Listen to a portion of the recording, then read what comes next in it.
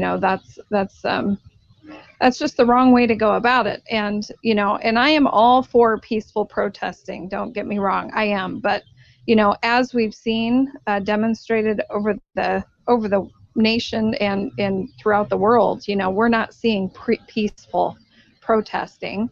We're seeing, antagonists, you know, we are seeing vandalism, abuse, theft, injury, assault, murder. Murder, These are yeah. not, these are not peaceful protests. So, I I think it's probably a, a move that was in the right direction to just assume that these people might be a threat of some sort. So, in my personal area, I am not seeing statewide any mandatories on anything. But there has been some discussion about, trying to, enforce some sort of mask. And to be honest with you, I think that my frustration with this, along with everyone else who's, as woke as we are, or, on their way, will soon be very, very frustrated, because I think that this coronavirus, quote, second wave pandemic is going to be ramping up fairly significantly based on the moves that are happening, such as Ghislaine Maxwell's arrest. So we're going to see, our fibers stretched very thin, I think. And I just need to try and find some balance for myself, as we move forward through this, as I'm sure many people have to do. And sometimes you have to reach deep down inside to grasp any little bit of patience that you have left. Yeah, here you can't go to any, as far as I know, you can't go to any medical facility, blood lab or doctor's office without wearing a mask. I think most of the spas and the hair salons are still requiring masks. So my hair gets longer by the day. But it's, I don't know, we're going to reach a breaking point here, I would think, at some point. I think what we're seeing right now is the second wave. I think this is the second wave because the first wave didn't go as well as what they had hoped, because states are starting to open up, and we had the unemployment numbers today, or new jobs numbers, I forget which it was. Anyway, it was very, very positive. So,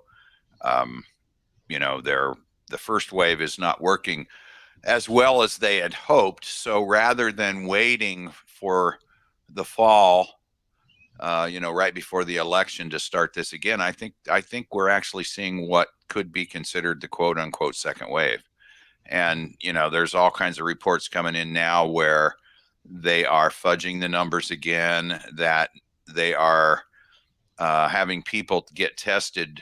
Let's say, like your daughter, I know she was tested 3 or 4 times, or 5 times, and it all came up negative. But let's say that she was tested 4 or 5 times, because the first time she tested positive, the second time she tested positive. So they keep testing until they finally, until she's not testing positive anymore. So let's say they tested her 5 times. The last time she tested negative, so they quit testing her. Well, they counted that as 4 positive tests, and actually it's just one person. So I think they're fudging the numbers all over the place, and I'm just thinking that people are getting tired of it. It's one thing to lock people down at least in the northern part of the country in the cold. When it's cold, that's not so bad. But when it's in the middle of the summer and people want to go to the lake, or go to the beach, or go to the park, or do whatever, I think it's going to be a little bit more difficult.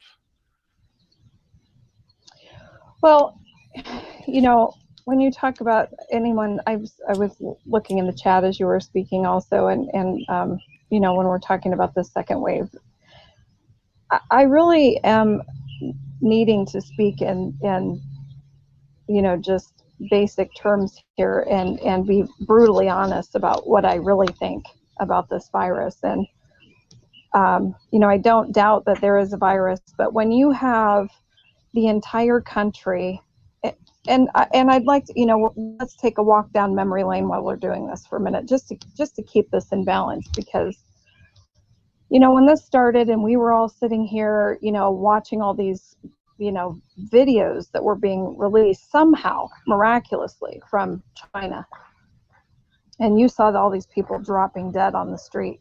You remember those videos? And then, shortly after that, as it hit us, and it was hitting Italy too, and we saw very similar videos in Italy of these people just dropping on the street, all of a sudden bleeding out. There's blood on their shirts. They're dropping and seizing in the street. They're seizing and they're, have pileups in the hospitals. They're just overwhelmed with this rampant death, right? Right. That's what we're supposed to be seeing here. That's what we're in for, and as January ticks by, February ticks by, then we have this scare in Washington. A lot of crap happens in Washington, doesn't it? And, we have the nursing home debacle in Washington. And then all of a sudden, we're seeing numbers all over the country, that are dramatically increasing. And, and then we're seeing this death count, tick up, tick up, tick up.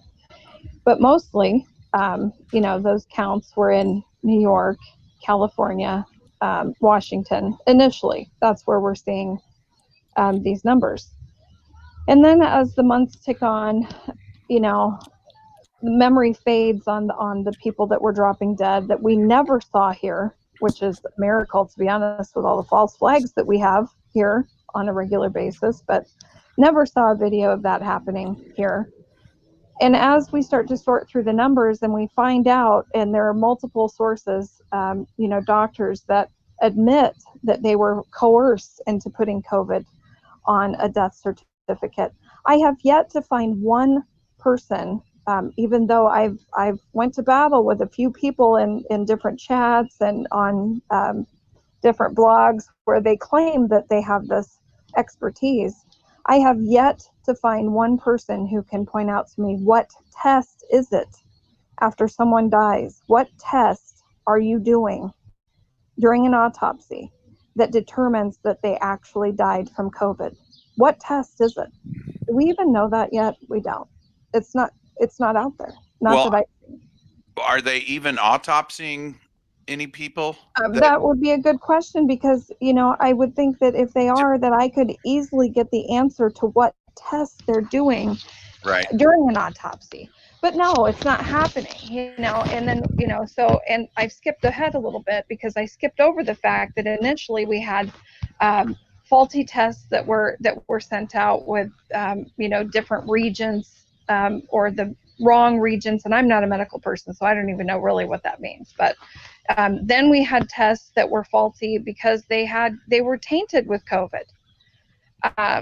Then we skip ahead to find out that of all the deaths that were logged, and I think it was Wyoming, maybe, or Utah, one of those states, that actually decided to go back through and determine, based on actual testing, what deaths that they had logged as COVID deaths were actually proven to be COVID deaths. And I think that the amount dropped significantly. It was over 50% that dropped. So if you average that out over the nation, and then you add to the fact that we've had governors who have enforced orders to force nursing homes to accept COVID positive patients, or to accept them back from the hospital when they've tested positive for COVID. And those people account for over 43% of the deaths nationwide. And those people, on average, statistically, were over 80 with additional health concerns. If we take all that into consideration, what are we really looking at here for, a first wave or a second wave, as far as this, being an issue where it's killing people, where we're shutting down the entire world? No, I think it's just a flu. Not realistic. Yeah, I think it's just another, It's just another strain of a flu. I mean, it's like that. I'm not saying that's what it is, but I'm saying it's like uh, a seasonal flu that goes through every few years. That's worse than the normal flu that goes through every year. And so therefore we are overreacting, but there's a reason we're overreacting, because it's not about it's not about COVID. It's about the election. I mean, this is what it's all about. And everybody's Absolutely. So, they got to I mean, understand what's going on here. Everybody's got to right. understand what's going on here. This And is about keeping I'm Trump. not any more special or have any more access to actual information than the next person, and that's my frustration when I see people walking down the street with these masks on, or I see them going in the store. I see this complicit behavior, this complacent behavior. I that's where my internal struggle really starts to kick in, because you sometimes I literally just want to scream at these people. I mean, I want to carry my. I'm going to get a huge poster board, and I'm gonna post all these facts on them, and I'm going to I'm gonna laminate it. I'm Do going it. to laminate that son of a bitch. Excuse me. Do it. Look, do it. And I'm gonna Make, carry it with me everywhere I go. make it make up some flyers and just hand them to all the maskers as you Yeah. pass them. Here. I think I'm going to. It might alleviate some of my frustration, because, honestly, and I'm going to include my screenshots of of proving that there was so much foreknowledge out there with Yeah. that's provable. The governor's order on the telehealth. And that telehealth, boy, that's really under my skin too right now. Yeah. And then we're seeing this push. We're just seeing more and more more and more people testing positive. Well, gee, I saw the just an incredible quote today. I think it was today, where someone had said, yeah, you're seeing more positives because we're doing more testing than ever. And then they said, I bet if we start handing out IQ tests, the idiot meter would spike too. Yeah, we'd have more morons. Yeah, the moron count would go up too. I've been thinking about, because part of what we see on TV is, oh well, we've got testing here and we've got testing there, and you can do the drive-through test. Kind of like we can go to McDonald's, get your Big Mac and fries, and then you can go get tested. And what comes to mind with that is I'm thinking about the guy down in Tanzania who he tested 2 fruits and a Yep. and A pawpaw, a goat, and a goat, yeah, and they all came back positive, and he's like, yeah, and he's like, okay, we're not going to do this anymore. So I'm just wondering if there's a way. I'm seriously thinking about if there's a way to go through these drive-through tests and try to distract the person. That I mean, I guess you just drive through and they're standing there and they hand you a test and you do it. If you could take somebody with you and have them surreptitiously, test an orange or something while you're distracting them, and then give it to them, and then it comes back positive and you can prove it and get it on tape and all that. It probably wouldn't do any good anyway. But I just, when they talk about these tests turning out positive, I just always think about is it the president of Tanzania or the prime minister or whatever the head guy is down there, of his test. And that was was that April or May that he did that? April, I believe. April, yeah. And he just said, yeah, I said, okay, we're done with this. So this is what's going on. And I think people have to recognize and understand that it's the medical profession who is complicit in all this. Now, it's not everybody. Absolutely. But, the reason we're getting some of this information is there are some nurses and there are some doctors who are coming out and putting the information out, either themselves or through other people, through third parties, so that we know. But I'm just wondering if this is going to become more and more prominent as we go forward, that we're going to have more of these people come out to the point where everybody's going to know it's a big scam. So I'm hoping that's the case. Thank Well, you, I think, well, yeah, Kathy B. Kathy Yeah. D. Thank you very much for your support. We appreciate it. Go ahead, because I I'm think that we'll eventually have to do that. Although, I have experienced such aggravation, personally, in regards to the medical community, but the fact of the matter is, if we look at this, in realistic terms, when it comes to, pandemics, infectious diseases, and there are some experts out there, yeah, however, if they're treating patients, I'd say, 9 times out of 10, maybe I'm going a little too high with that, but I would think if they're still treating patients, they are not the ones, that are researching, that are taking the time to research this information, that are keeping up on the studies. They rely on the information to be disseminated, as it's agreed upon, because that's why we have a CDC and a National Institute, right, Health Institute, and the BS World Health Organization. That's why these people get billions of dollars to stay on the front line of this research and the cutting edge treatments that we're supposed to be privy to, and they are then in turn supposed to pass that on to our physicians, who have their hands full treating symptoms, because that's what we do, treat symptoms, and they're not receiving this information. I mean, when you have 70 years plus of, or 60 years plus of information on hydrochloroquine, and I've had 2 local physicians here, and one of them, I will say, I have confidence in her abilities, but they echo the the same information that we're supposed to believe right now, that isn't a treatment and it doesn't work, and right. that's not, and they have no idea about these studies that have been conducted that show clearly that that it does treat coronavirus. Mm-hmm. uh, they don't have that information. Now, if this is something that would be pertinent information in regards to treating coronavirus, and this is not just this particular coronavirus. These are viruses over the course of the last 50 years or whatever. Right. If they're not receiving that as frontline physicians, they're also not going out and exploring it on their own. And I would say the handful that we've seen come forward are the very few that are, that are reaching out and or doing their own due diligence, which I would think would be expected from physicians, to make sure that they are providing a treatment that could be effective.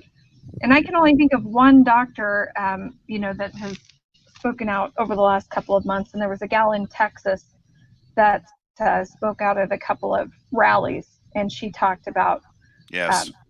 how she's been suppressed, what the Mm-hmm. direction has been, that they were banned from even writing the prescriptions by the CDC, that the pharmacy wouldn't release the prescription, and I myself experienced that in my own state. Mm-hmm. So if they're not privy to the information, that they still had roadblocks in place for doctors that would provide the treatment anyway. They had roadblocks in place. Yeah. Now, if that does not tell you, that this was intentional in by nature, in wanting this virus to spread and not be treated in a very cost effective manner, then I don't know what would tell the American public. And this is information that, by God, I mean, the whole damn world was shut down. You would think that every American who has the right to exercise these freedoms, that all of them will want to celebrate this July 4th, and shoot off their fireworks and have their picnics with their families, and go boating, or have their celebrations, that it would be in the forefront of your mind this year of any year, how Yep. how much we need to appreciate the freedoms that we have.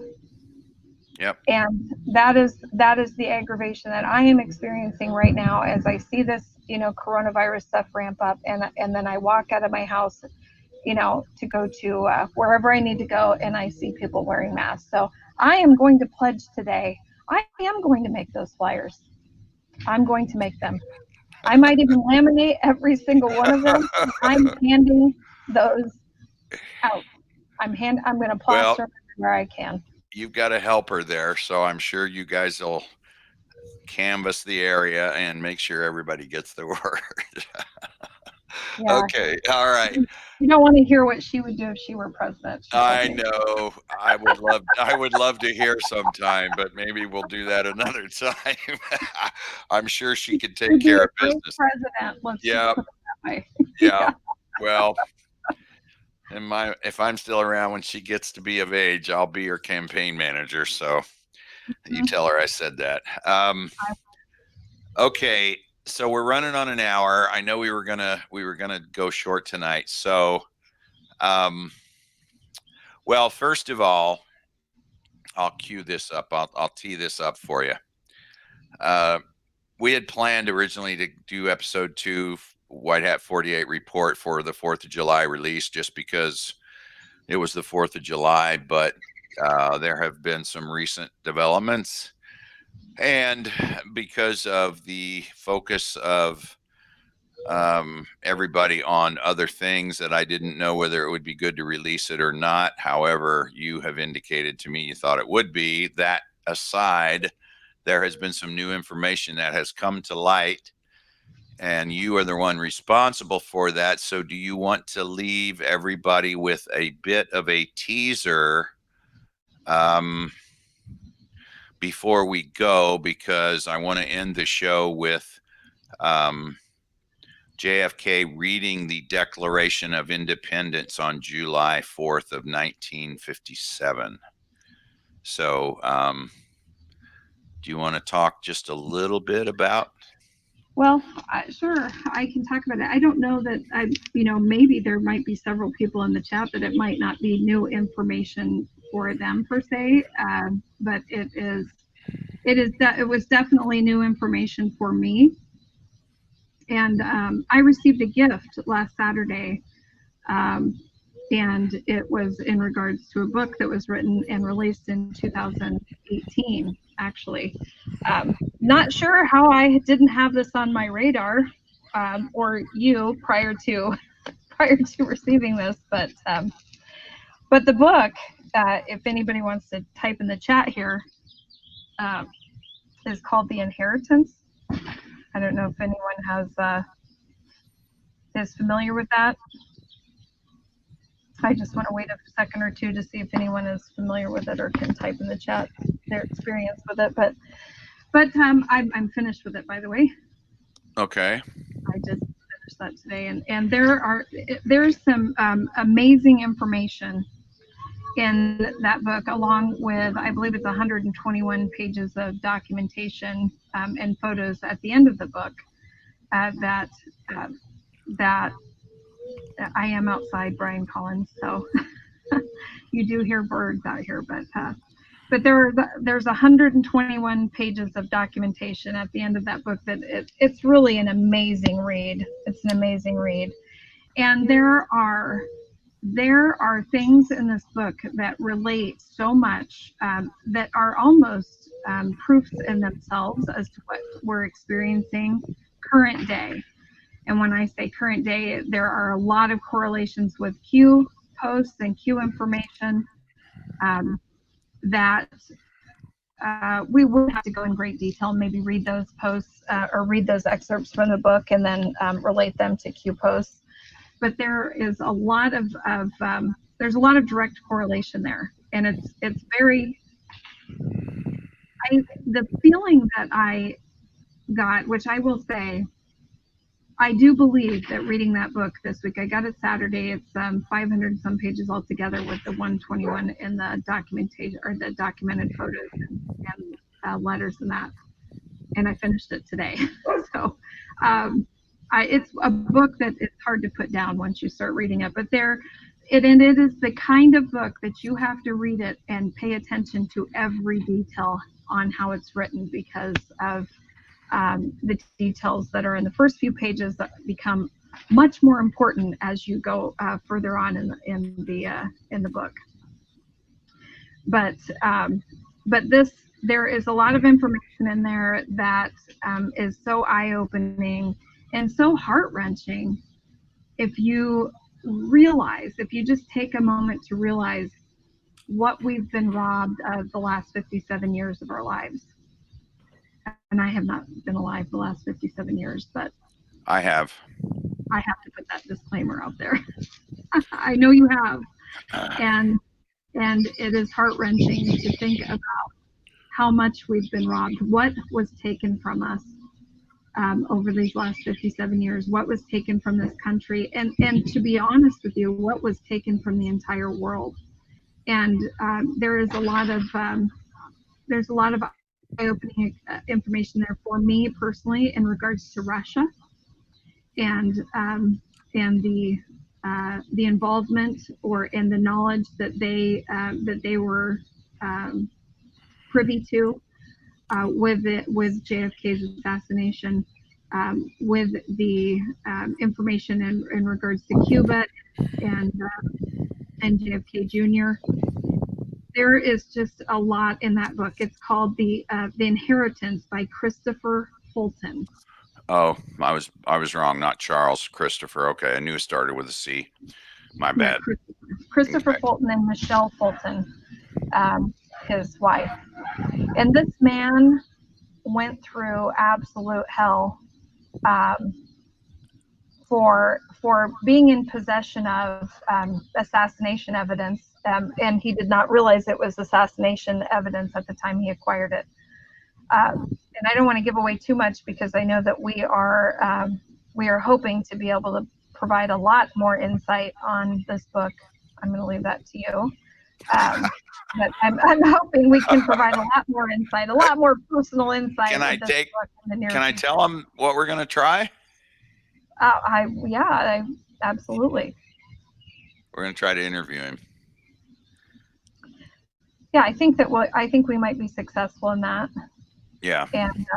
And I really, really hope that people, if you're listening about this book and you have the opportunity to buy it, he has a website, cmfulton.com. It is available on Amazon and Barnes & Noble, but you can order it through their personal website, and you get a signed copy of the book. It's very reasonably priced. It's I think $19.95 or something like that for the signed copy with shipping or something. So, yeah, it is. Yeah, that's exactly what it is. Yep. It's well worth the $20 to spend and read this book. And to see the documentation that's at the back of it, and the story of the watch, which is the I'm going to give a little bit away. The assassination evidence that he acquired was a Cartier watch that Jackie had purchased for JFK on their wedding anniversary. The story of the watch is so profound, and it really moved me.